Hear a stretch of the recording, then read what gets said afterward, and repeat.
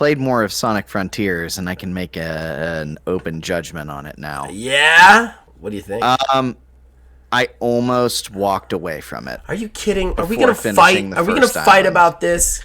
Oh my god, dude! What's your fucking problem? That game's amazing. So it's nuanced sort of stuff. So the problems that I have come across. Ugh. It wants you. It almost wants you to follow a linear path with the check marking. So I don't do that, of course. I Right. just fucking go. Right. So what ends up I happening never followed it either. What ends up happening though is you get like all the stuff done, and then you have like 6 times in a row, go talk to Amy, go talk to Amy, go talk to Amy.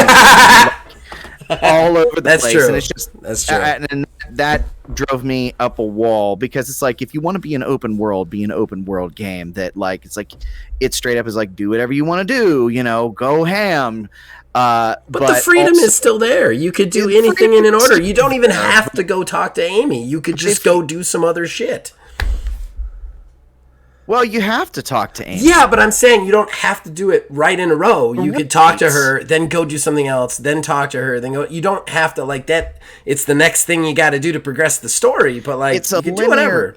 Yeah, it's like it's linear checkpointing in an open world space, which felt weird to me, the mashup. But what really made me almost walk away from it I don't know if I agree. is the first Titan. I don't know. I was beating my head against a wall with this. Are you kidding? I beat it in the first go.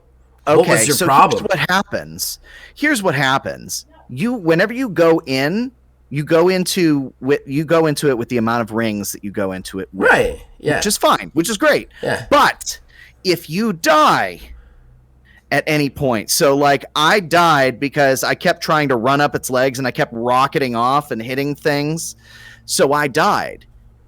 When it loads you back in, it only loads you with 100 rings, Then just run in a circle a bunch of times. which seems like a bad oversight to me. It's not an oversight. It's literally a correction for what you're describing. It's like, oh, if they die here, they're not going to have enough rings. So you just run in a circle like 3 times. I can literally max out my rings in 2 seconds. So keeping that in mind, Okay. I went through and I was like, okay, so I can't it wouldn't let me save and quit, so I just had an autosave. The autosave kicked me back to right before I went up the waterfall. Great, so I can run around and grab rings. Cool, Right. whatever. So go and grab rings and go up the fucking waterfall, and I'm still running out of time. I'm like, what the fuck is going on? I'm barely making a dent in this fucking thing. You're So it pressing just- something wrong. You're pressing something wrong. There's 2 separate things in combination. One, it doesn't make it clear that you can parry the Titan, because you have to parry the Titan. Yeah, but it makes it very the clear. only- I immediately parried the It Titan. You are the It only does person who not. has this experience, Neil. The only person. Everybody does says the Titans are You to amazing. parry the Titan. I parried him. I beat him on the first go. You I are making me literally so mad. I literally Googled, what am I doing wrong? I did not know what the fuck was going on. And there was an article that I had read, I think it was GameSpot or something. It was something like Sonic Frontiers first boss is absolutely horrendous, and here's why. It was great. It was amazing. So there was I that. unequivocally disagree with you. Unequivocally. But then from there, I kept finding those little doofy creatures Yeah. and like the seeds and shit. Yeah, you got to get them. Yeah, I did. I didn't know where the fuck to dump them until I just started roaming aimlessly and came across the fucking dude that does stuff with it. So your problem I in the went into beginning was that it was too linear, and now your problem is it's too open and you have to explore? No. Oh my God. It needs to tell you to go to like that dude, because now in retrospect, looking back on it, I've looked at like I was at like level 4 attack and 4 defense when I went into that. Uh-huh. Like, I literally can't do anything. I'm like, I guess I just can't play this game. This is insane. And this is insane. I sat down for 2 days. I'm like, I'm going to give it one last go. And then all that stuff came together. And then it was fine. But even still, when I went into it with 250 rings, I only finished out with 30. So that was getting pretty close down to the wire. Now, that all being said, I'm so upset with you right now. all being said, there are some, like, I do like blasting around. I love getting my full rings and going at like turbo speed. Yeah, it's cool. But how it, like, certain enemies, the like larger mini boss ones, if you get too close to them, they gate you into it and you just have to do it. You don't just run in the other direction. You don't have to do it. You literally can't. There's one of them that's like a tornado thing in the second island. There is a couple, yeah. That one, and then there's like a sumo one. Yeah, the sumo one gates you too. But most of them you can just run away. Like the flyers you could just run away from. The fish you could just run away from. Like most of them you could just run away. There's a couple that gate you in, but most of them you can just run away. The ones that gate me in, I'm just like, okay, I'm just literally going to run at it and die. And then it's just like I have to avoid this whole area. Why didn't you just learn how to beat them? And then there's like some, like the second island, the one like really big one that wasn't like, it's like a mini boss, but like it's like Titan size. It's literally just rings with a core. It was really bizarre. Yeah, the rings with the core. It was just, I literally thought it was just like design in the area. I'm like, oh, this is a thing to fight, which was just off to me. Overall, if I want to put like a rating on it, after everything I've said, I give it a 6.5. You are unequivocally wrong, and I am actually mad right now. I'm mad. You literally bitch about everything that's good about that game. I don't know why I do a podcast with you, and I cannot believe that now we actually have to do a fucking 90 minutes on the gaming industry. Oh God, I can't even begin to describe how wrong you are. Like it's absolutely insane. You contradicted yourself in your own rant.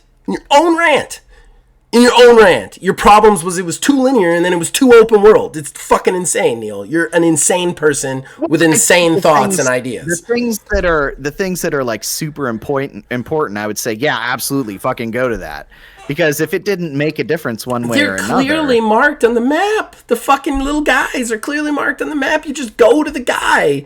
And once you happen to... Have you never played an open world game? You go to the icons, and then those icons give you things. That's how it works. I know. That's the thing. Do you? Because you obviously didn't know well enough to actually do it. It just so happened. And even still on the second island... I'm sitting on like 150 of those little creatures that I can't turn in because I can't find the other guy. This is mind-numbing to me. Like, mind-numbing. Of all the things I thought you could possibly have a problem with, you're just saying your problem is you're bad at this game. Like, that's your problem. Okay, all right, we're going to move on. We're going to try and do fan interaction while I'm absolutely furious. I didn't think I could get furious at somebody's opinion of a video game, but I'm actually furious right now. All right, going in. 3, 2, 1. Time to get your fix.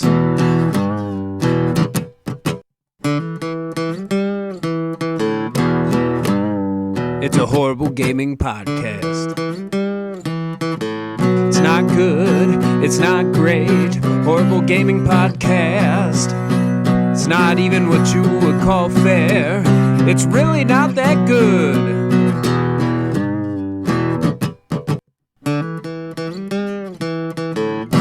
Horrible Gaming Podcast. Hello, my name is Zachariah with Old Man Gaming.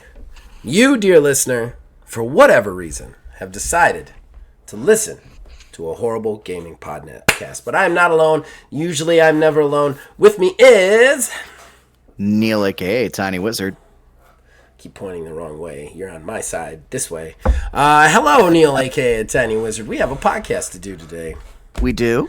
A podcast, yeah. But before is it going to be a happy, positive podcast? No, it's super sad. I've got 9 odds and ends of increasing sadness. Like it's just we're gonna have some overlap too. I'm pretty sure. Oh, on I'm some of sure. those, too. What's I'm glad that we're really selling this show right off the bat. Like anybody who loves sadness and You negativity. like sad, annoying, horrible shit? You like escapism? Then go away. Go away. We don't have that. We don't have that. But before we get into that, we got to thank the people who have made this possible. Behind our ugly mugs, you're seeing a fancy picture. That custom picture was designed by Mr. Mark Bell. We thank him for that. And then, of course, the theme song for this show and all shows at Old Man Gaming, provided by my brother, the man who makes the music, and we thank him for that. Horrible Gaming Podcast. All right, everybody, that brings us to fan interaction. This is the part of the show, most important part of the show, where we talk to you guys, the fans, about everything that you want to discuss. We're gonna read them out here wherever we can find them. So we start off let me make sure I got this right. Newest first. There we go. All right, we're gonna start off with Backdraft. Woo! He says woo. Then Bloody Nose says soon fire, because soon we will have him on the podcast. We will have you on the podcast, Bloody Nose, and you're gonna hear Bloody Nose. I'm gonna spoil it. We've got an interview episode coming up. I believe next week, right? Yeah. Yes, it is. It is. Yeah. Gonna be Next week we are taking off, and I am doing interviews again of community members. I interviewed Bloody Nose, William Hohen, and then Grandpa Gamer from Old Man Gaming, Old Man General Manager, the new show we have on our channel. So should be fun stuff there. But we're also going to have you on Bloody Nose, definitely. Then Backdraft says it's all in the reflexes.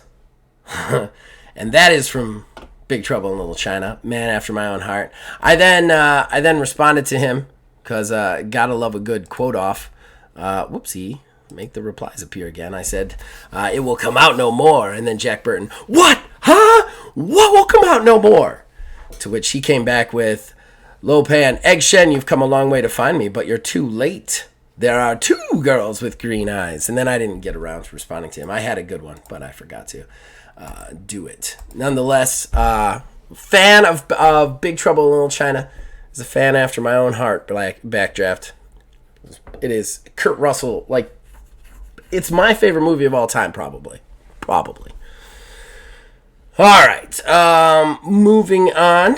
Jason says it's already the regular. That's what's outrageous. Mega corporations should be illegal. Bring back the small guys who love their work and bring us actual masterpieces. The small guys are here, and they are actually loving their work, and they are bringing us masterpieces.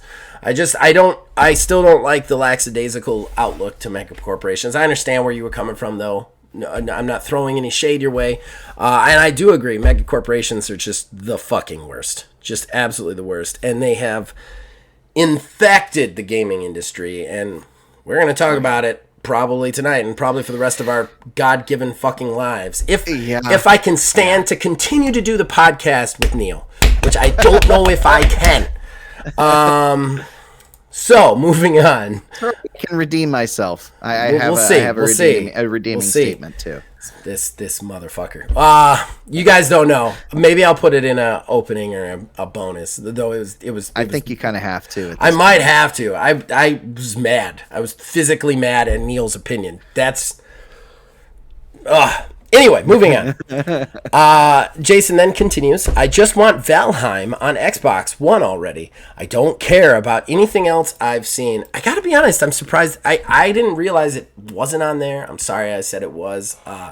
I did play it. It wasn't my cup of tea. I'm gonna be honest. I just couldn't get into it. I don't know what I was doing that wasn't there. It just felt like Medieval Dynasty, but without all the possible sex. I mean, I don't know. So I don't know. Are you excited to play Valheim at all? It doesn't seem like a you game. Valheim. I'm trying to remember even what one that was. So after your rant, I'm not sure what a you game is. Nonetheless.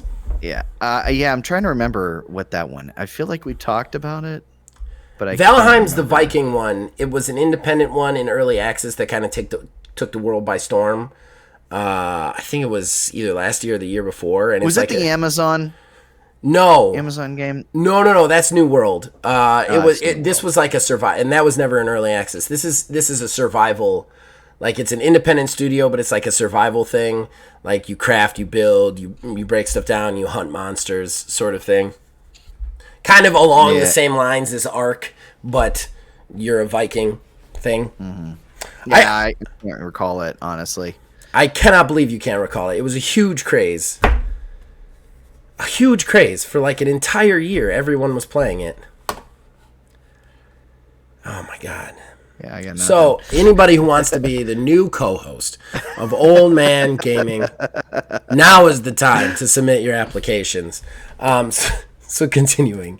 Jason then says, I like to explore, gather resources, and build. My best friend likes to get into the crafting and make world assembly lines. Minecraft is one of the best games that lets our different proclivities complement so well. I want to see Minecraft Legends and how things mesh there. I am also very excited about that. I guess you're right about the whole Minecraft thing. It kind of does this in its own way.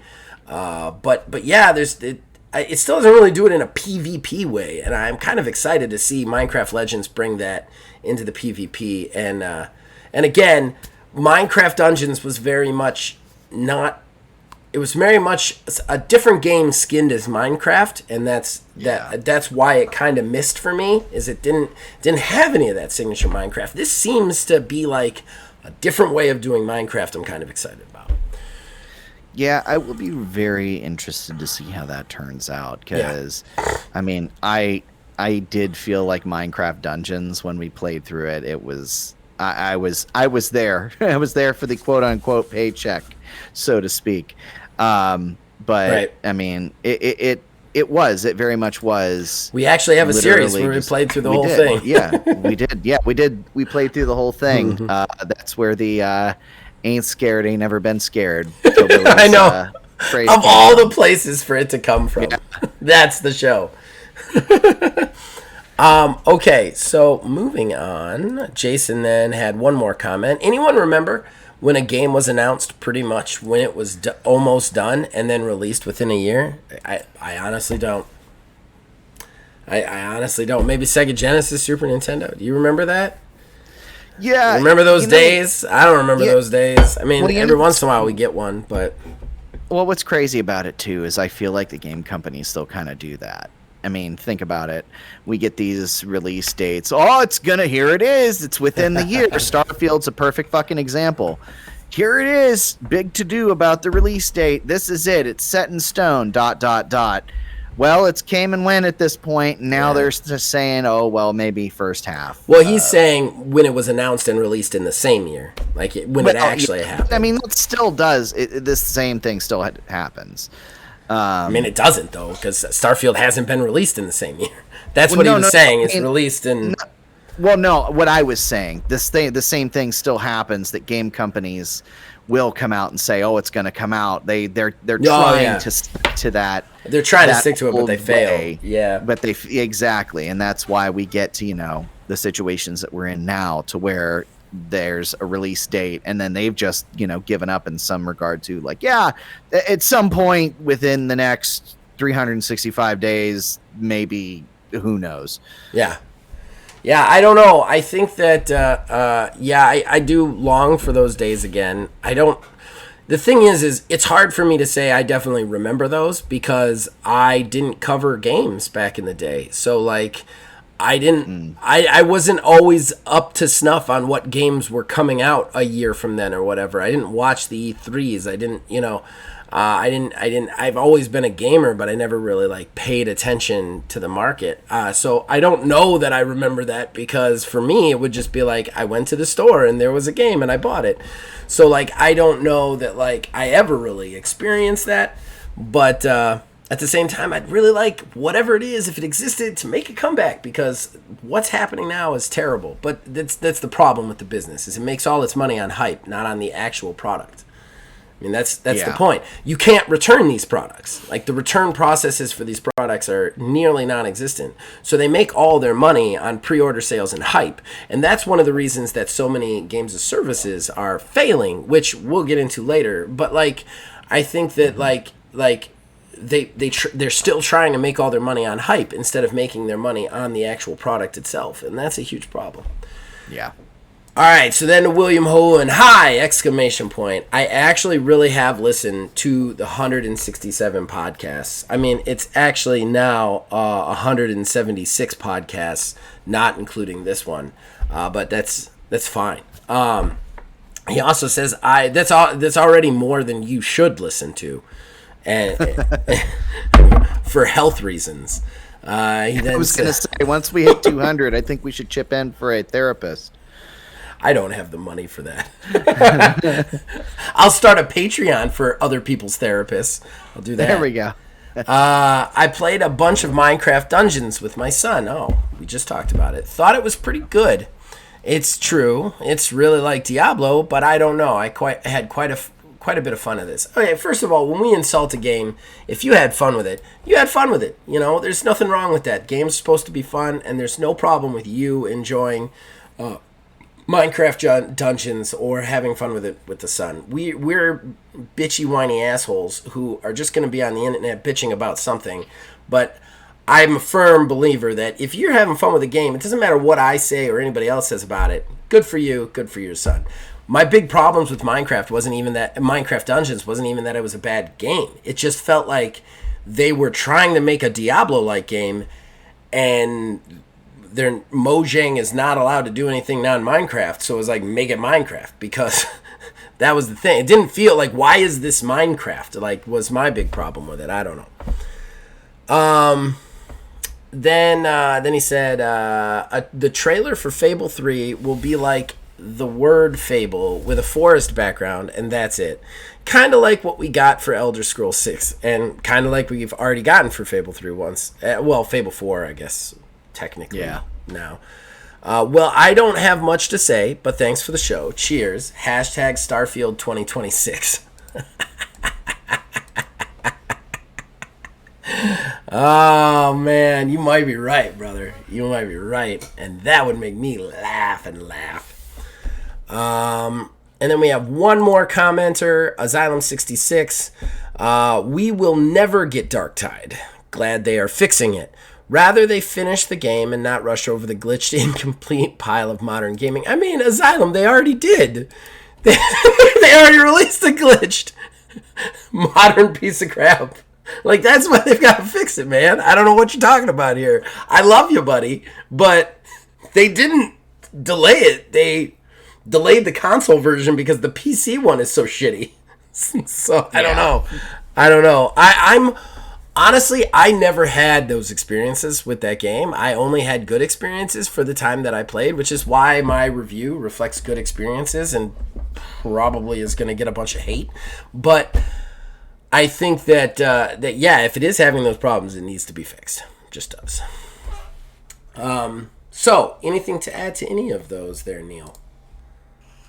No, I don't think so. All right. Well, we will move on to our talking point. We are going to discuss today E3 and the announcement basically that none of the big three companies are going to be there, which is, I'll save you some time. It's basically going to turn into what are we doing here?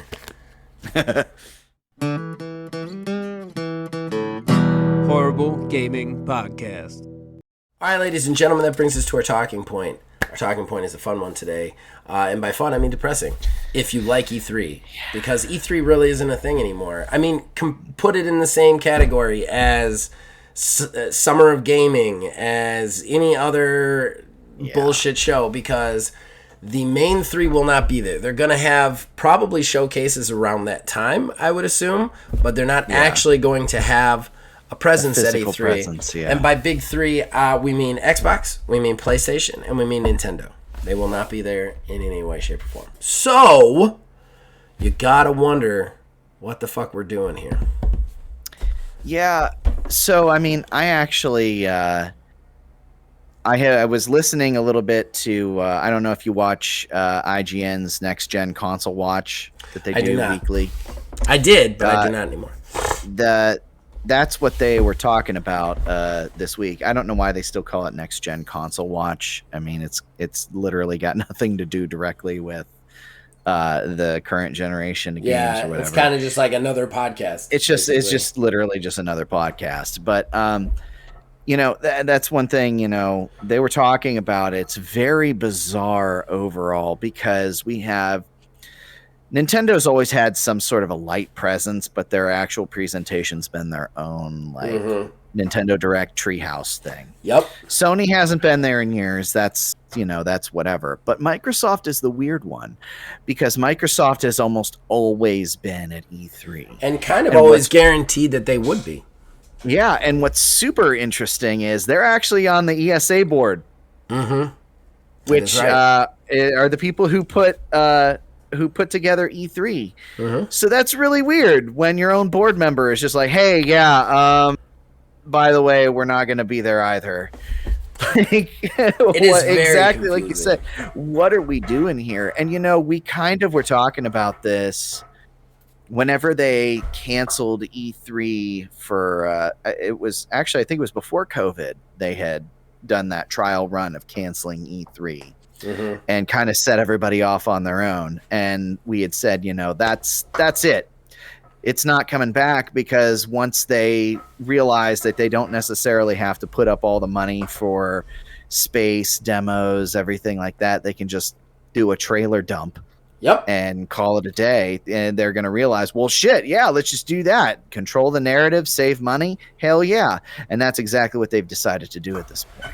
Yeah, I mean, the thing is E3 is very staunch and rigid on the amount of money that you've got to spend to be at E3. They still kind of take themselves as this big thing. Yeah, as this prestigious honor, basically. If you can afford to be here, man, you're one of the premium whatevers. But we are entering a age, especially brought on by the pandemic, but even before that, it had started with Sony pulling out, where they have come to realize that E3 is not good for the companies, and that sucks because while I'm on record as thinking most of the reviewers out there are basically just mega corporation cucks, but they're still there giving their opinion, being able to be a person seeing the game, or being able to give more, I don't know, to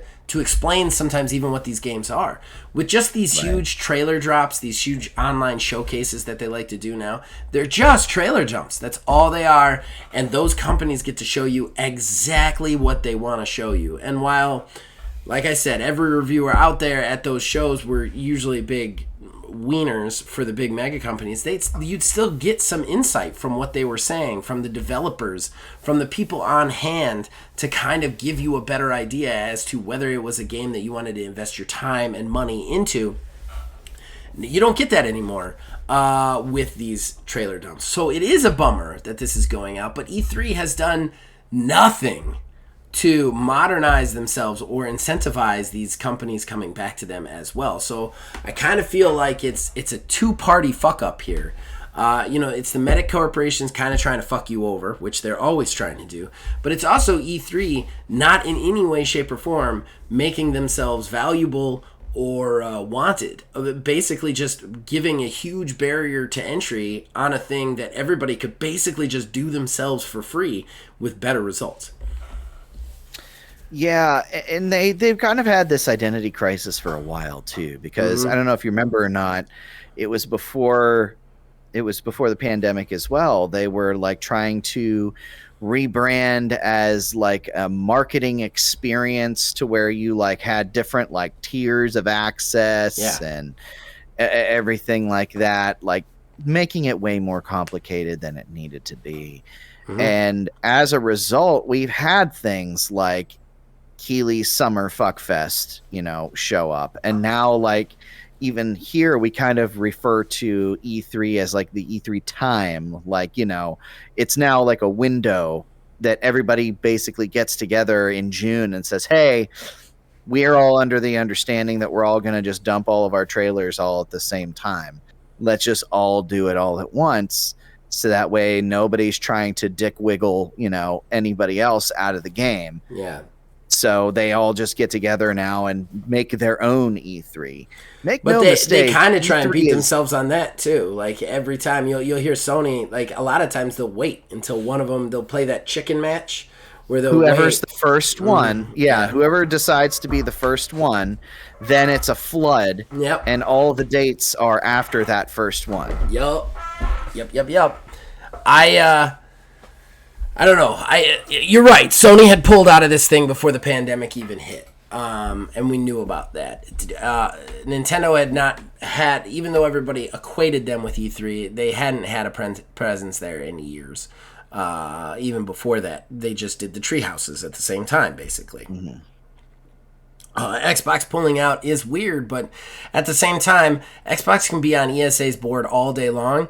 If ESA is going to charge them $2 million to have a fucking presentation that they can do in their own backyard for $0, they're going to do it in their own backyard. There's literally no reason to do that. Plus, E3, they can't control the audience. They can't control the crowd. How many times have you been watching E3 before this and something got booed? You remember Marvel's Avengers got booed? And it's like, you could even make the case that that game never recovered from that presentation. Whereas maybe it would have done better if it wasn't at E3. The other thing is too, and it's a huge problem, but again, I said it in the fan interaction, the gaming industry right now, at least the AAA gaming industry, makes all their money on hype. They don't make any of their money on the game. They make all of their money on the trailers and the lead up to the game. That's how they make it. The microtransactions and stuff are great and all for them to get extra money in the back end, but let's face it, they're making all the money on the pre-orders, the investments based on the pre-order numbers. Like, that's where they make their bread and butter, their money. And I mean, they don't why would they then show that game off at an event where media can say this game is probably not that good, or this game is this, or this game is that? You know, they would much rather just show a big flashy trailer and let everybody decide what the game is in their own head so that they get excited about it. Yeah, and I would say make no mistake too, like E3 at this point is dead. Yeah. It's not it right now. It is in the process of dying because we have, like we'd mentioned, the big three are no longer there. All these other big reveals are going to be at, the Summer of Gaming. Mm-hmm. So what do we have left? We have an Ubisoft show that they're going to do one on their own anyways. I don't know what they're going to show. Maybe Skull and Bones coming out in holiday now or some shit. Skull and Bones, you poor baby. Capcom is going to have their own little showcase. Mm-hmm. Devolver always puts on a good show, but and you'll have Embracer Group, the PC gaming show, which is a lot of just rehash of stuff that's already out anyways. I don't know. It really hurts my heart because we've talked about this before. We always treated E3 like the Super Bowl at our house. Like, it was always a big to-do. We would request off of work, like 2 days, binge like all of the presentations. We get like pizza, everything like that. It was a whole huge thing. Yeah. And now, what is it really going to be? I mean, all the shows are going to be within the span of a week. Yep. Not necessarily across those same days, and it's all going to be disjointed.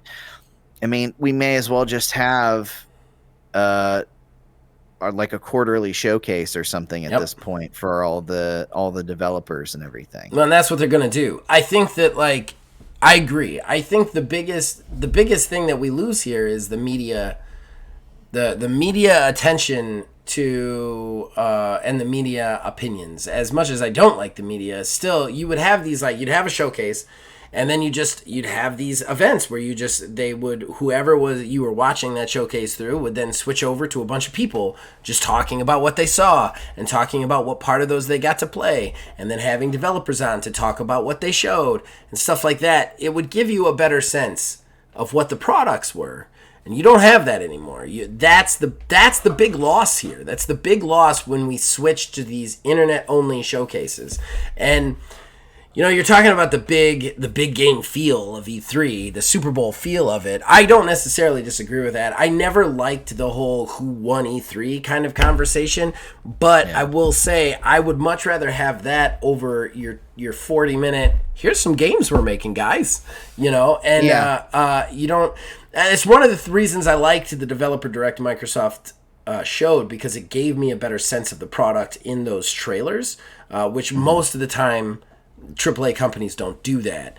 But yeah, that's something we're losing on a whole now. We've got, like, when E3 is done, that's what we're losing. And I mean, that's the problem with E3. They're gating stuff. That's the big problem, is they're still treating it like they're not incentivizing being there in any way, shape, or form. They're making it like you spend millions of dollars to come here.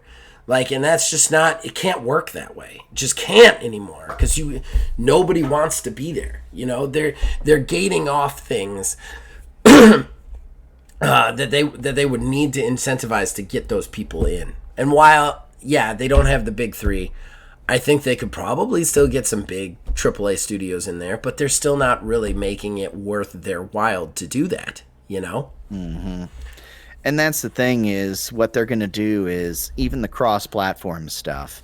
They're either going to reach out, or Sony or Microsoft, let's be real, it's going to be one of those two, and that's about it, are going to be partnering up with whomever it may be, even like Capcom or something like that, who is probably still going to have their own showcase at E3. Maybe like, hey, you want to have our big game on your showcase? Mm-hmm. Yeah, sure, great. Why not?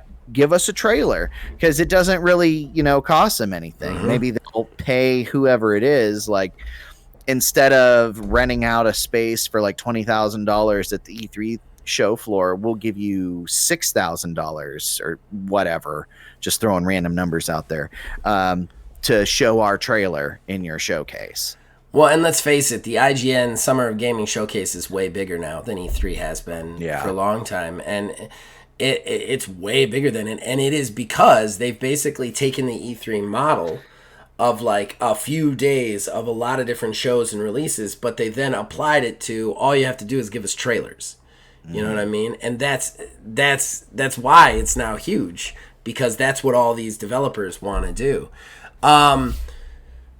Yeah, I don't know. It's not good, but at the same time, I don't know how you fix it. I think E3 is done in the near future. I'm kind of surprised they're still doing it once Microsoft pulled out. Like, how are they getting enough money to even justify it, I guess?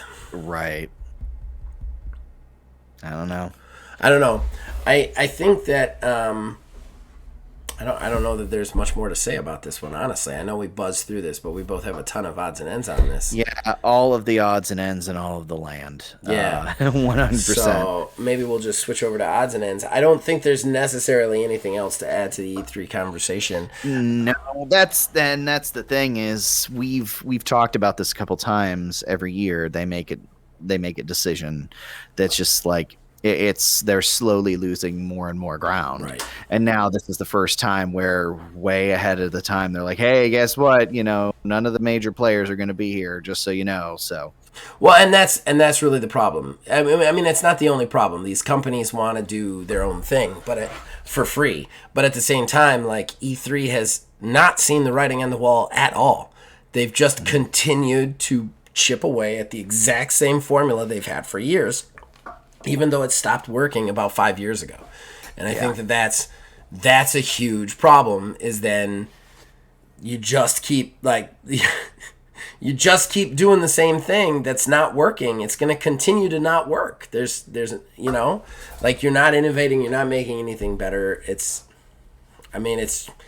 You're not different than anything. It's not there. I don't know how you fix it, though, honestly. I mean, you don't. That's the problem. I mean, somehow Gamescom still survives, and Gamescom's actually thriving, but Gamescom also doesn't really have a ton of big AAA people there, But, like, they still manage to have a festival and do things the right way. So they've actually done some stuff to modernize themselves.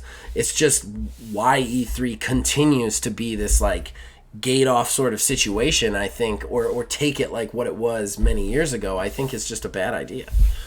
Well, it also doesn't help too that, you know, the breach, the data breach, what was it, a year or two ago, where everybody got doxxed from all their information being stolen from database. Didn't help anything either. No. I mean, that's a surefire way to push people away from away from something that you're trying to do. It does. All right. Let's go on odds and ends then, guys. We got a huge odds and ends, so don't worry. It's not like we're ending early or anything. We will be right back. Horrible Gaming Podcast. All right, so that brings us to our third segment, our final segment, odds and ends. That's where we collect smaller news stories that don't necessarily deserve a talking point, although almost all of these do. And we just talk about them, we riff on them, we tell you guys, the fine listeners, about them. We both have 9 odds and ends because, guys and girls, it has been a very busy news week. Just every 2 hours, I felt like something was coming out about something. So I'm going to go first. We've decided. I'm going to start off nice and light. Street Fighter has decided to release the first role-playing game ever in its entire series. It will be a mobile game, so bite your tongue for that one. And it's called Street Fighter Duel. And I'm pre-registered for it because I'm very curious as to what this could possibly be. It looks very interesting. What do you think about this Street Fighter guy, Neil? Yeah, honestly, you sent me that, and I didn't get a chance to look at it. It was just a story on it, I think. I don't even think it was necessarily a trailer. I know there's a trailer out. I don't think I watched the trailer. I just read like a story on the RPG. It's supposedly going to be like a role-playing game in some way, shape, or form, which they've never released a Street Fighter role-playing game, at least according to this article. Well, I mean, I think there was a tabletop game, but outside Oh, there of is. that, Hold on. You'll have to watch this back, Neil. It's right here. I own it. I'm showing it in the camera right now. Oh, you have the Street Fighter tabletop game. I have. It's a Street Fighter, a storytelling game, and you know who makes it? Or made it? White Wolf, of all people. The people who made, it's actually compatible with Vampire the Masquerade. Oh, you've got a werewolf? I have a DJ. So it's actually compatible with that system. And it actually had some weird card mechanics in it, too. But, Street Fighter, the storytelling game. I mean, as far as video games are concerned, they haven't really made an RPG that I know of. And according to them, they haven't. So, it will be the first Street Fighter RPG. It will be mobile. So, prepare for microtransactions. What's it? I want to look at some hot microtransactions riding up your tailpipe. What are you looking up there, man? We're on the air. And, I know. Suddenly got real quiet. People listen to this. Something. They don't always just watch this. They're going to think that was the end of the show. EX3. EX3 wasn't a role-playing game, was it? It was like a 3D. Know. It was 3D fighter, because I played EX plus Alpha. Okay, it is. Yeah, that's what it is. It's a. It's like Tekken. For some reason, not I remember. Good. Yeah, it's like not good Tekken. Yeah, I remember. I remember seeing it in the GameStop before, and I thought in my brain, you're fine. Paired something together with tabletop. You gonna pre-register for this bad boy? Give it a try. I already did when you just said that. Yeah, okay. I already pre-registered. It's your turn, man. Unless you got something more to say about that. No. Well, let's go with the first dumb one. All right. That could mean a lot of things on my list. So. There's a lot.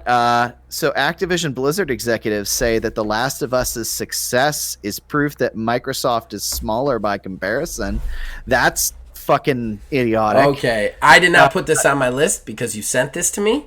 So I knew it was on your list. And that's not... It was one person from Microsoft that said that because the TV series was successful. Not even that's what I mean. You got to make sure you get all the dumb in there, Neil. And I was in the process. I wasn't finished with that there. But yeah, it's really absolutely idiotic, the straws that are being grasped at to justify literally anything. So this individual's reasoning is because a TV adaptation of a game is doing well, that means the video game company that is the direct competition for that show, the game that the show is based off of, rather, is smaller and weaker. What are you like directly comparing the Halo TV series? Like, I don't understand. I literally don't understand what logic there was behind that statement. I want to go one step further. I want to speak directly to everybody working at Sony and PlayStation. I want to say, guys, stop acting a fool. And why I want to say this is they heard you. It's out of your hands now, okay? Nothing you're saying in the media anymore is going to have any sway on the judicial process, okay? Yeah. They're not going to take into Exhibit A such and such's Twitter post about fucking The Last of Us HBO series being really good. They're not. Feel accomplished. I think that, it's not just you, but you raised concerns, and a lot of other people have raised concerns, because this is definitely on my list as well, a different one. But, and now FTC has decided to file suit. We are now going into judicial about it. Great. Shut the fuck up. It's done. That's something else that bugs me about the whole Microsoft thing and trying to look weak. You're done at this point. At this point, people are going to go into your company and they're going to go through everything. They're going to look at you and Activision on a financial level that they will subpoena their records. They will get those records. They will then go through those records. Nobody is anymore looking at Twitter or YouTube or fucking game shows or trailers. Nobody is seeing the developer direct that Microsoft revealed and going, oh man, Look how weak they are. Yeah, nobody. The people who are looking at it at this point are people who are doing paperwork. They're doing paperwork on you. None of that shit matters. So, Sony people, shut the fuck up, man. It's done. You fought your battle. You won. It's in somebody's hands now, else's hands. Like, if you get subpoenaed and, like, you go in front of a judge and the judge wants to know why you think they're shitty, by all means, give your crazy ass Last of Us HBO series theory, knock yourselves out. But for the time being, you have no more say in this matter. It is moved into judicial. Just shut up, okay? The reverse name calling thing is done, okay? Whatever that was supposed to accomplish, it's over. It's over, both sides. Same with Microsoft. You feel free to release dates and trailers, guys, because that is no longer what anybody is looking at in judicial, okay? They're not going to look at that.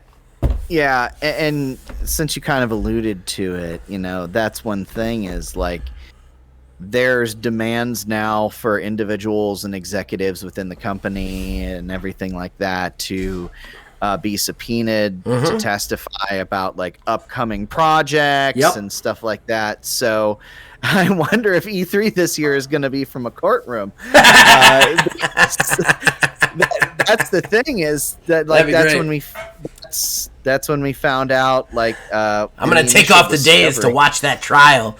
That would be great. C-SPAN gets a real ratings bump. I think that that's the thing. Like, they're going to subpoena these people. They're going to ask them straight out, when are you planning on releasing? How far along are you? Like, and the other thing is, too, and I cannot stress this enough, the release date of video games that are in creation has no bearing on this. The entire thing is an antitrust law violation that they are looking at, meaning you own too many companies. If they weren't releasing games, if they weren't putting out release dates, they would actually be in a higher violation of the antitrust laws than if they do. That's what's so stupid about the whole trying to look weak thing. Because at this point, they're already looking at you. So if you're out there we've got these companies, and for some reason they decide that you're a monopoly or you're close to a monopoly, they're going to look at the fact that you're not producing games, which the whole point of you buying them is to produce games to stimulate the market. The whole antitrust thing, the whole monopoly thing is about keeping the market fair and about stimulating the economy. That's what it's about. It's not about like Microsoft is too powerful. It's about, will Microsoft continue to create a fair market space? They can't jack up the prices because they own everything. They can't stop making things because they own everything. They can't fire all their employees who will then have nowhere to work because they own everything.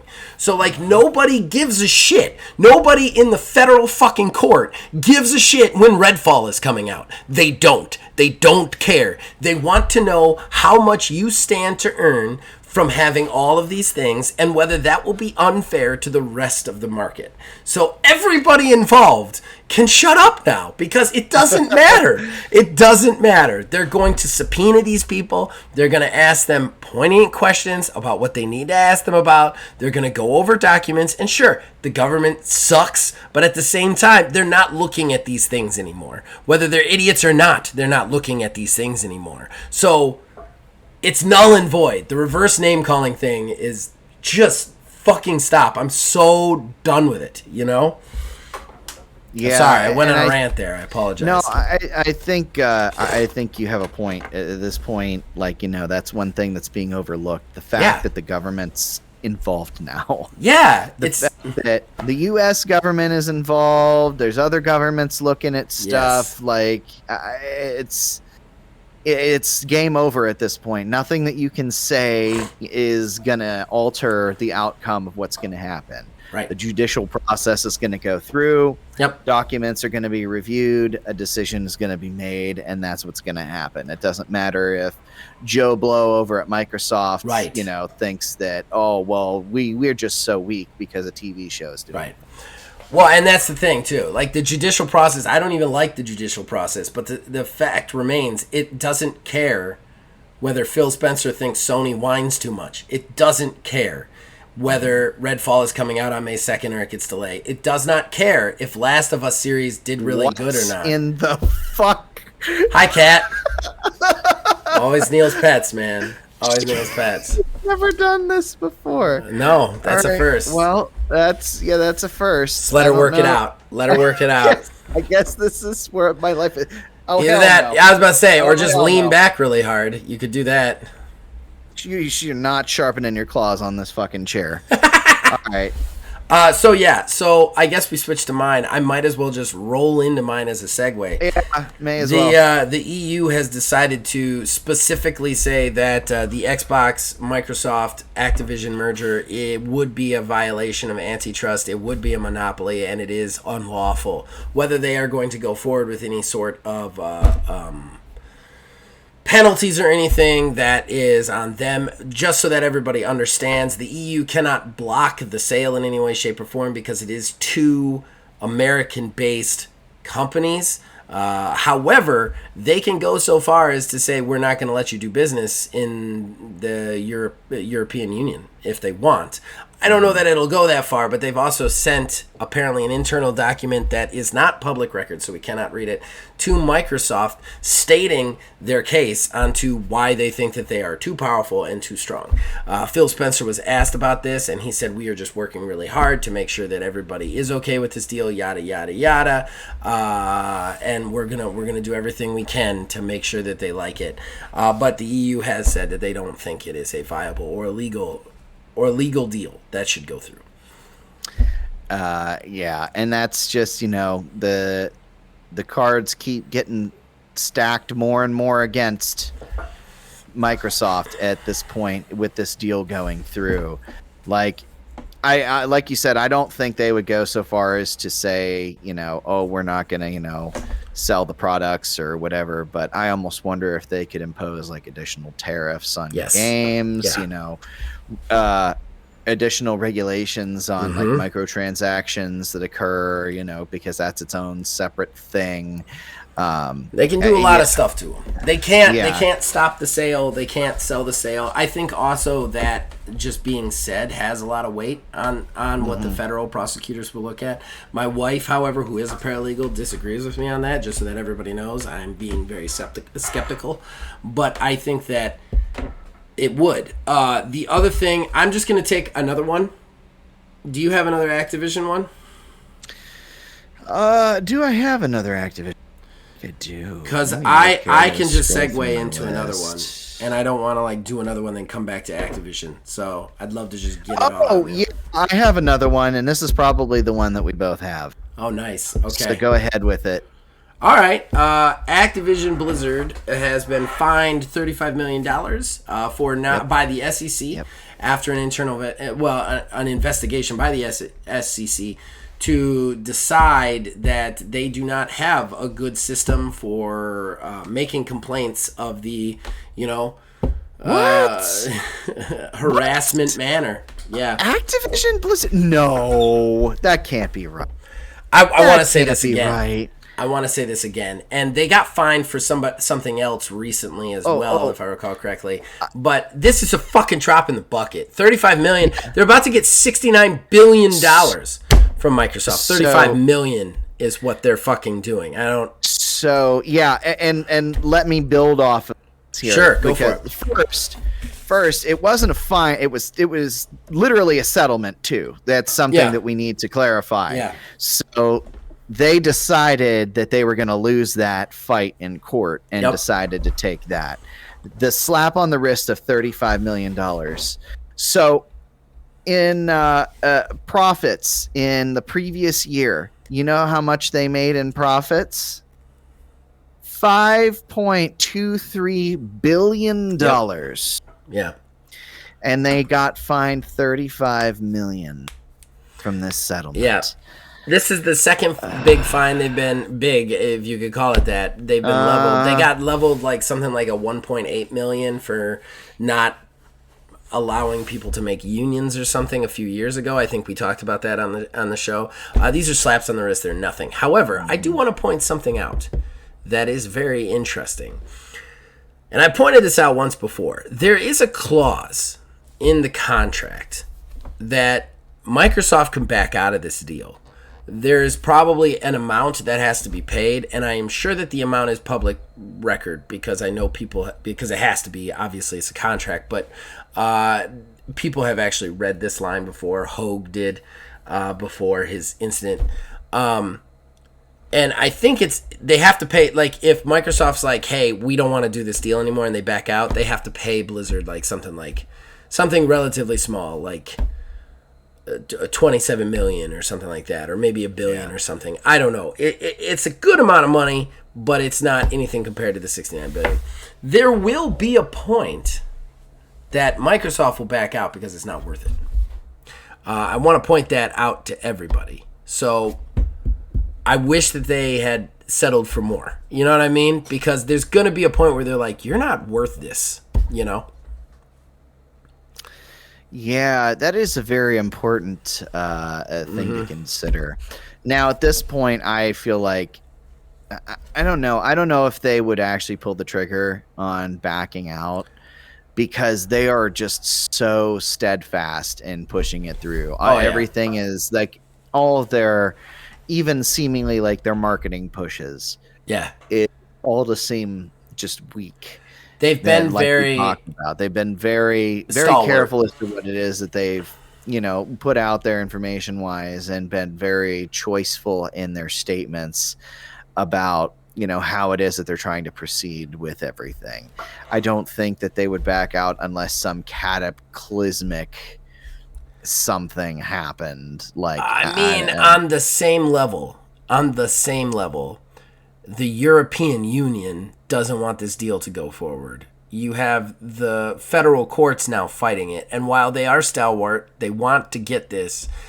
right now it's still beneficial to them to get this deal through because they'll own it all anyway. Who cares? Okay, so the EU doesn't want Activision games, knock yourself out, But there will be a point if people keep fighting it where they can be like, hey man, this isn't worth this. We'll walk away from Activision, we'll buy a different property, Like, I don't know when that comes. Again, I'm kind of more on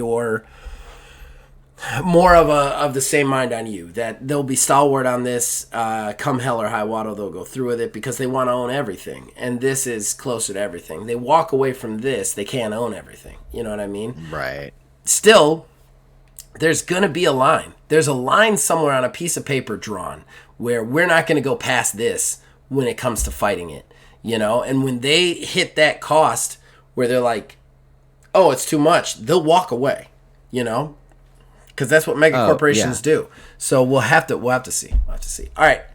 Well, I guess that was both of ours then. We both knocked one off, but I think I can't remember what the number are anymore. I have 6 left.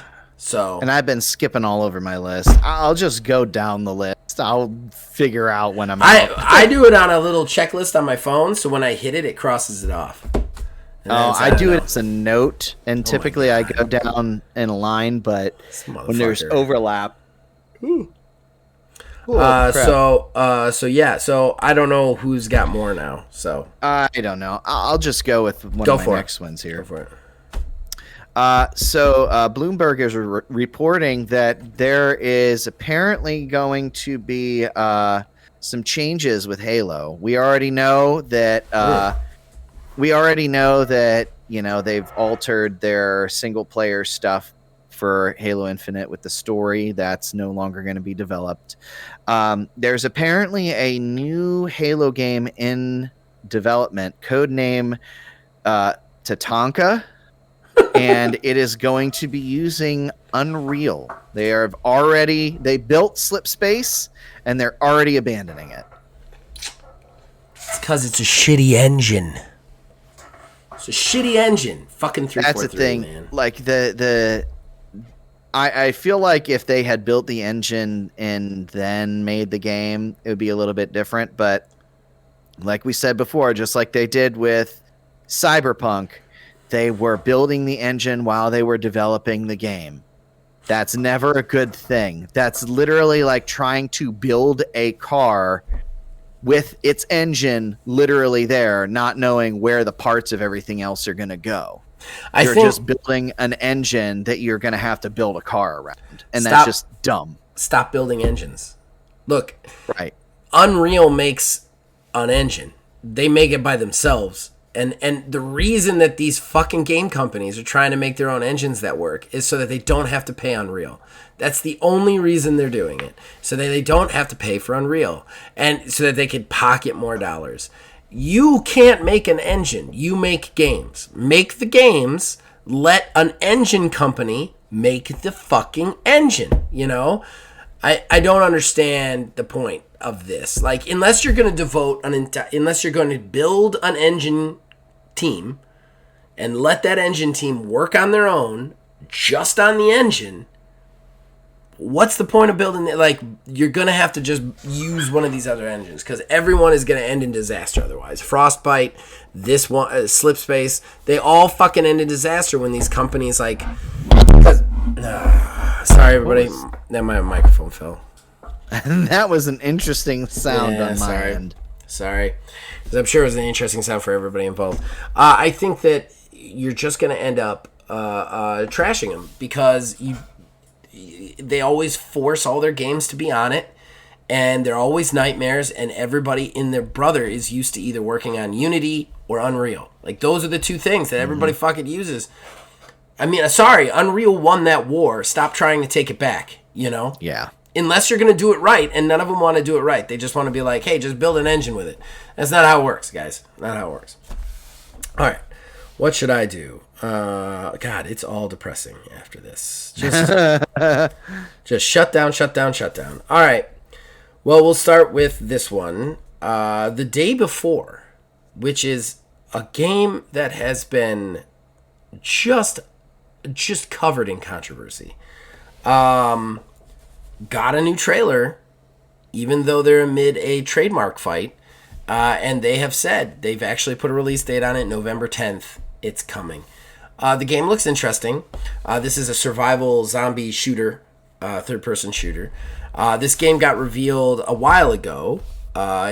I was excited about it. I actually talked about it on the podcast. It became the most wishlist game on Steam. Then we found out that they didn't employ any of the programmers. They used free labor from just people on the internet. Then they got embroiled in a trademark scandal. They delayed it a bunch of times. And yeah, now we're here. Now we've gotten a trailer again. And they say, regardless of the trademark fight, we're going to be able to release it on November 10th. So, I don't know, guys. Do what you will with that one. As a company, they seem real skeezy. But the game does look really good. But we've only ever seen what they wanted us to see. We did see some gameplay. They showed a 10-minute gameplay chunk. Still looks good. Even though some of it looks weirdly like State of Decay 2. But yeah. So there you go. November 10th for that one. And don't tell me you never heard of it, because we've talked about it repeatedly. No, I do remember this one. I do remember this one because I believe I remembered saying something along the lines that looked like it had promise. I think I remember the trailer. It was like a neighborhood. Yeah. It was like starting to get overrun. There was like a backpack or something like that. Yeah, I remember that.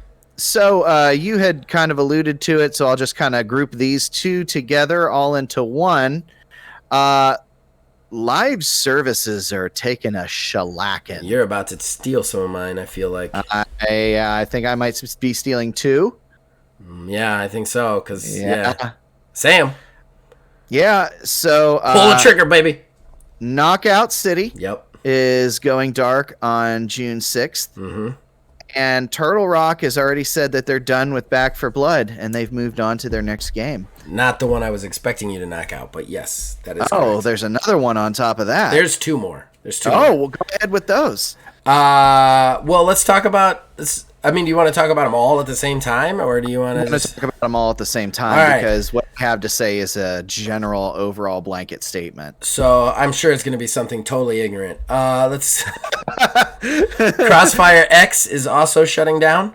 Oh, no shit. After just like 6 months. And Rumbleverse, which has only been up for about 3 months, is shutting down. The wrestling one that I really liked. Yeah. A lot of these are ones that I really liked, which is weird. So make your blanket statement, and then we'll see where we go after that. So the blanket statement that I have, with this is... Because some of these shutdowns are for very different reasons. I don't know if you read into any of them. No. Okay. But what I'm seeing a lot of is I've actually been seeing news stories now pop up with the live service model is basically like a bubble that's getting ready to pop. I don't think that's we've true. had a lot of them. And what ends up happening is all these live services, with the exception of stuff like Fortnite, stuff like that, they come out, they're around for like a year or two, sometimes even less. Cough, cough, Babylon's Fall. But they're only around for a very limited amount of time. And it's a sort of like, we talked about it before, is there's some nerd somewhere with a calculator who's crunching numbers. And the second they realize that there's no more money to be made, or the amount of work that it would cost to go and bring it back up to snuff to generate more revenue isn't enough, they just pull the plug on them. And I feel like that's an inherent risk of not necessarily games as service, but how games as service are being presented. Okay, all right. So let me dive into that. I do have some things to say about the games themselves individually, but I don't think it's a bubble. I don't think it's a bubble at all, because I can name 10 successful games of service off the top of my head that still exist and have existed for many years, and they're going to continue to exist on until the ethos forever. I think that, like, the problem is not necessarily the games as service, which I think you kind of said at the end. The problem is not necessarily the games as service, it's the way they're going about. There's just so many of them. There's so many of them coming out, and even the quality ones like Rumbleverse, which was a good game. I played a lot of it. It was a great game. Gets kind of trampled in the midst because the other thing is too, one of the big problems with Lives of Service is your whole idea is that this is the game this person is going to play. When they get online, they're going to play this, and we're going to continue to give them content in this game forever, and they're going to keep spending their money on this game and coming back to this game over and over and over again. So you have, with Lives of Service, you have a market share, okay? Whereas with like a narrative game or a game that you're only going to play for so long, that game comes out, the people who are playing the Lives of Service will stop playing it for a little bit, play that game, then come back to the Lives of Service game. But with Lives of Service, you only have so many people that you can take away from. So when you have these games come out, these like Battle Royales or PvP Versus or whatever, you have to take market share away from places like Fortnite and PUBG and Rainbow Six Siege and all these other games. That becomes incredibly hard in a market where you're just constantly getting all these shovelware shit games coming out like Crossfire X. So let's talk about the four we've just announced, right? You got Back for Blood, which isn't really a games as service. They kind of presented it as one, but in the long run of things, it's Left 4 Dead. It's just Left 4 Dead. That's all it is. It's Left 4 Dead, but with a new model and a card system behind it. So while I would like them to continue to make content for it forever, I don't necessarily think that it was ever meant to have content forever. I just don't think so. They never really said that they were going to do content forever. They did quite a few contents. I think it's been like 4 or 5 content that they did, drops with that. So I don't necessarily look at that as a games as service that's having the plug pulled, because you could still play it. Like it's an online game. You're going to have access to all that content just like Left 4 Dead. It's a game that exists. It's multiplayer based. I'm not saying it's not, but I don't really look at that as in the same category as the other ones. Then we talk about Crossfire X. This is the kind of shovelware bullshit that kind of ruins the time of everybody else, because so many of those come out. It makes the whole kind of area look crappy. It makes people not want to walk away from Fortnite to try a new thing. It just does. Or whatever their games as service is, you know? Rumbleverse is the real victim here, because Rumbleverse was a good game. It had high critical praise, and the players did not take to it. That's an unfortunate reality of this, but everybody liked it. Like I said, critically it was well received. Nobody really had anything bad to say about it. It brought something new to the PvP battle royale genre. Unfortunately, players didn't want to play it, you know? Knockout City is still popular. It's still one of the more popular ones. They're not quitting because they don't have a player base. They're quitting because they left EA and they went independent, and they don't have the money to keep the servers running. Like, they don't have a server infrastructure. They were using EA's server infrastructure to make it work.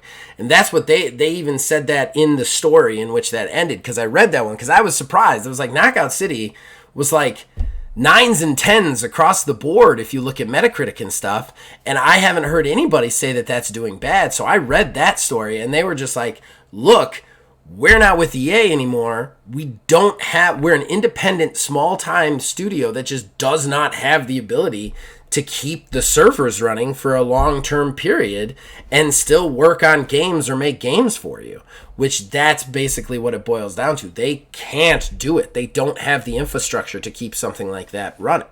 And if you remember, originally Knockout City was $30 unless you had EA Play or had Game Pass to get EA Play, but they went free to play and left. They didn't leave EA Play. I think you could still play it through EA Play, but they left EA's protective bubble and went free to play on their own. I think the problem is they can't do it. They even said, they're like, we've learned a lot here. We're going to use the Knockout City stuff in future games, but we can't do this. We can't keep it going.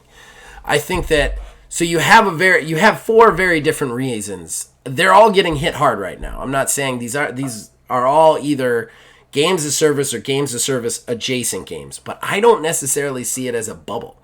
I see it more like you have a lot of companies that are looking at games as service as a quick buck. Hey, let's release a Fortnite. We can just make money on that in the background. And that is kind of ruining it for everybody in a lot of ways. That's kind of my take on it. And so I don't necessarily think we're going to see games as service go away because there's still a ton of popular, very successful ones. The problem is that a lot of the companies, especially the big name companies, are not looking at it like, let's make a quality game forever. They're looking at it as a constant paycheck. The other thing about Live as a Service game is it works contradictory. As much as everybody thinks it doesn't, it works contradictory to the way the games industry makes the most of its money.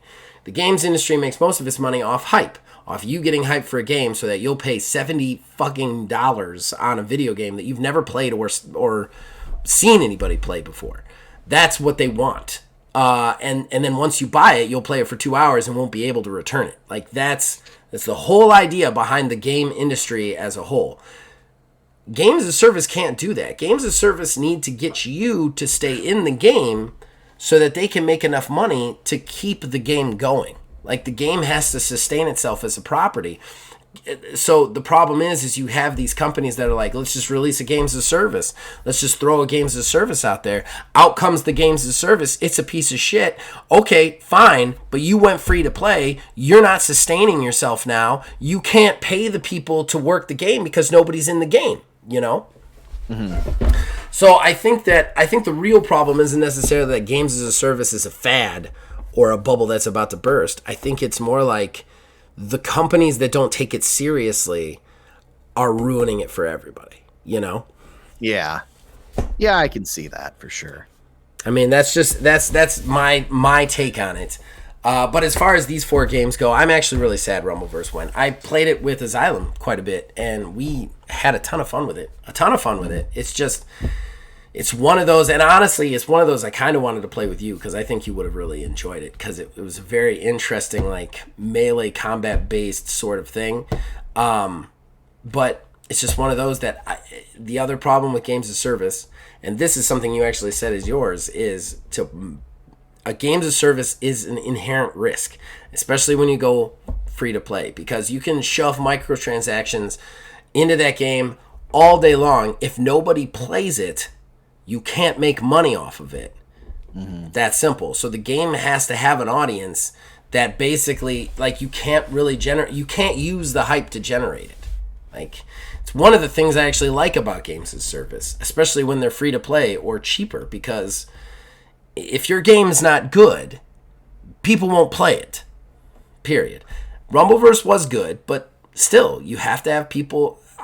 I'm the only one who thought that, obviously. I'm the only one who thought it was worth my time, you know? So, like, you have to get people. You have to pull people in, and you have to sustain those people and those player bases for it to be successful. It works on the back end, on the quality of the actual product. It's one of the reasons I like them. Unfortunately, a lot of companies realize that, think that they could just make a quick buck off of it. And it's quite the opposite. You can make a quick buck off Starfield way better than you can make a quick buck off a Live as a Service game. Mm-hmm. So that was like all of ours, right? Like that just cleared us out basically. I've got one more, but it's a real shitty mean one. Honestly. Oh no, I still have 1, 2, 3, 4. How but did that they're happen? relatively. You said you had 9, and that was like, oh, you took 2 that and was I took 2. 2. Yeah, so we did 4 together. Okay, go ahead, man. I only got the one left. All right. Well, just a real quick one. Star Wars Jedi Survivor has been delayed to April. There you go. I mean, I'm not too muffed about that one because, like, they made the announcement a while ago and gave us a window. The last trailer they gave us showed us gameplay. Cool. Yeah. Like, and this where we're at. It's only delayed by like 6 weeks, so it's not like the end of the world. So yeah. I guess I'll just cruise along through. Sure, go for another couple one. more then. So the sales numbers for God of War Ragnarok and they're fucking wild. In its first week, God of War shipped 5.1 million units in its very first week. Okay. Since that period of time, it has over doubled. They've sold 11 million units. Good for them. Yeah, it's insane. I mean, at this point, we're guaranteeing that there's going to be a sequel. That's a problem. They basically teased the sequel for it, and it does look like, given the framing of everything, that they very well are going to have one more mythology that they go through, and then they're probably going to be done, or at least, completely overhaul, because without getting too into it, spoilery sort of stuff, they have opened avenues for continuation of story in multiple different ways. Let's Gotcha. just say it that way. So I think that they are kind of preempting us for maybe the end of what we know of, with these God of War games or something along those lines. But yeah, no, the game, the Ragnarok, did very well indeed. I'm pleased. Okay. Like I said, I only got one left, so yeah.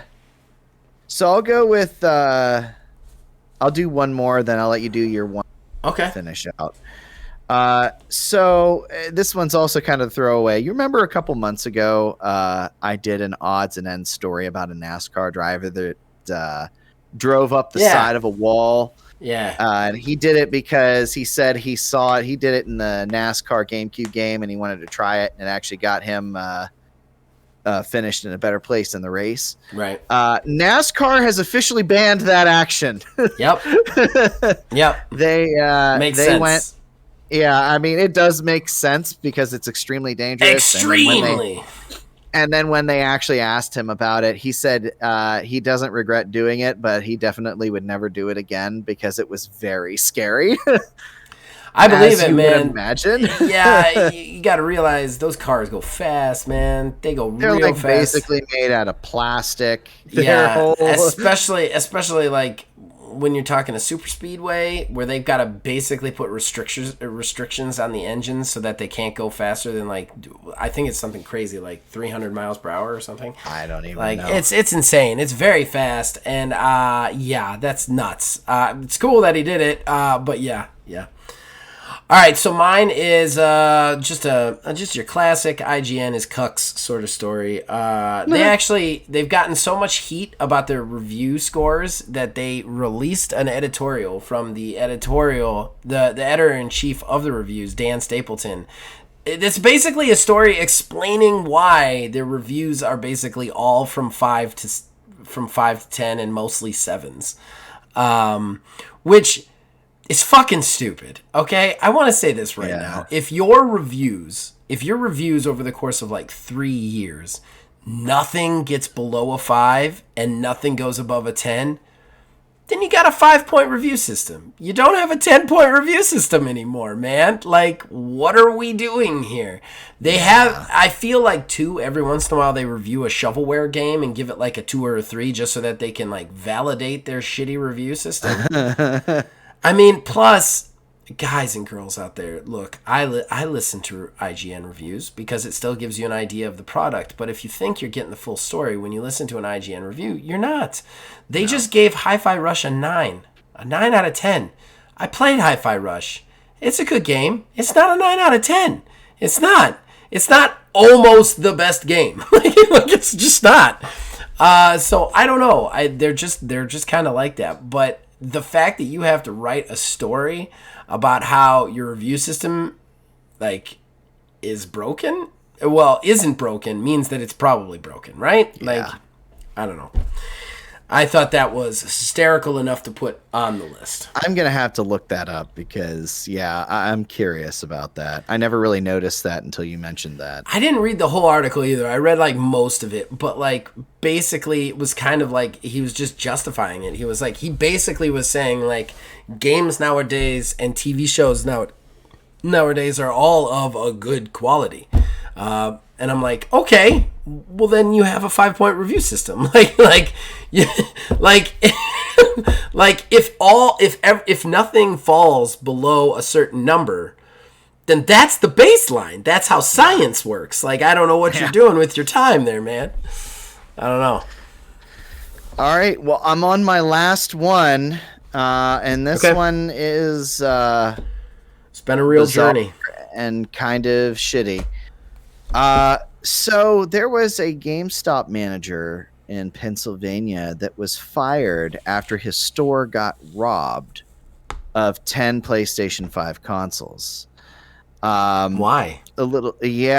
So it was the manager of the store who was not involved in the situation got fired. As it seems, the employee basically had people came in, they were asking about PlayStation 5 consoles. The employee went to go into the back to grab the console where they keep them, and they were then held up while the individuals made off with 10 PlayStation 5s and then shut the individual in the storeroom. The manager was then fired for that. Now, as it seems, they did not violate any sort of safety, security precautions. And as somebody whose wife used to work at GameStop, they've got a really bad habit of literally having only one single individual in the store at all times. Yeah. So it really makes them easy targets. And as a result, a manager whom it was not his decision to schedule the way he did, and his employee followed all of the safety precautions, got fired because his store got robbed. That's a little ridiculous, man. Like, I don't understand that at all. You should never have one person in a store. And I'm kind of surprised GameStop doesn't get robbed more, honestly. Yeah, honestly. Somebody has to have caught on to that. Like, seriously. There's only ever one person. It's like, hell, even if there's two, I get robbed too. Like, Jesus. Like, I don't know. It's very strange. Very strange situation with them. Yeah, that's weird, man. That's totally weird. All right. Well, I'm done. I got nothing else to say about anything. Yeah, I'm finally done with all of mine too. I'm ready to Longest stop talking. interaction ever. I don't mind that at all. All right, so we're gonna come back with our sign-offs. Horrible Gaming Podcast. All right, so that brings us to the end of the show. The shameless self-promotion that comes with it. Neil, anything you would like to plug other than what we just talked about? Oh God, I hate you. Might have two bonuses this time. There is, we're on UHW, myself it's coming. and it's coming. Kayla. It's coming. We're slowly working through the processes of booking all the matches and doing all the things. I am playing as Chad Rover, very old, apparently, wrestler, because I did not take that into consideration whenever I made my character. And it was weird because this age was chosen based off of the backstory that I gave him because I chose specific. Because you had to. Events. Yeah, there was no way not to. I was like, this happened a long time ago. Think about that when I made that story, but here we are. Create some interesting stuff with him. I'm not going to lie. Yeah, there's that, and then speaking of my wife and I and Zach played "You Suck at Parking" on stream, a lot of fun. Which was absolutely fantastic. I think they actually just updated it. I was on the Razer Kishi earlier, and I saw that because it was in my recently played, it showed something about an Inferno update. I don't know if that was That was a part of actually what we live when we played, and that I was think live, it's okay. I think it's mostly the fire. I think they added the fire Okay. that we were dealing with. In any case, yes, we had a lot of fun. We're probably gonna play that at least one more time. We gotta work that out because scheduling. I'm not gonna lie, guys. I got so many projects going on right now. My head's spinning, but we're gonna get that going, as well as some other stuff we got in the works. Right now, of course, you can check out. I do have a special plug. We're trying to do some more tabletop role-playing game stuff. Did Spring Villager last T-Shop. Myself and Wizards Respite, who we've been working with a little bit now on the content. Just play this weird solo journaling game, but we play it with two people, and it's kind of crazy, and it took some weird, interesting twists. Starts a little slow, but when you get to the role-playing, it's really good. We're going to be coming back to that on the 16th of this month to wrap up that playthrough because we couldn't get through the whole thing. And then, once a month, we're probably going to jump into like a weird, two-player RPG situation, which we're excited about. But other than that, I'd love you to go back and check out that one. You can check out everything we have to offer. We got a lot of streams. We got a lot of shows right now. So, yeah, check out what we got. Other than that, as usual, you can contact us on Facebook at OManGamingDH, on Twitter at OManGaming9. You can join our Discord. Link is in the description below. Influence this and all of our shows from there. Ladies and gentlemen, boys and girls, as long as you keep watching and listening, keep making them. We'll see you guys next week with an interview show. Pause. Oh, that's great because I have to shit so fucking hard. Oh, man, that's good because I got to talk to you about a bunch of stuff when we go off the air. Oh, my Just God. going to watch you squirm. Oh, my God. All right, going in. 3, 2. Okay, I couldn't resist. I swear to God. Should have said you liked it. Well, 3, 2, 1.